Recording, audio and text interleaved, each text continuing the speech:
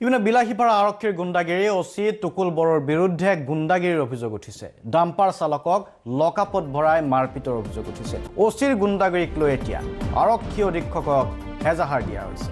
এজাহাৰ দাখিল কৰিছে ভুক্তভোগীয়ে। ধনৰ বিনিময়ত লকআপৰ পৰা উলিয়াই অনা হৈছিল। মধ্যস্থতাকাৰীৰ ভূমিকাত আছিল এজন আমচু নেতা। আমচু নেতাৰ হাতৰ পৰাই এই ধন লোৱাৰ অভিযোগ উঠিছে।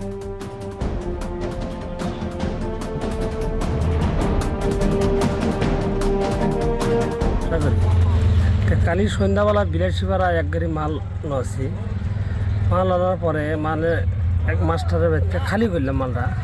খালি করার পিছত এই ওসি স্যার এলো। ওসি স্যার আসার পিছত গাড়ির কাগজপাতি দেখলো, মালের চালান দেখলো।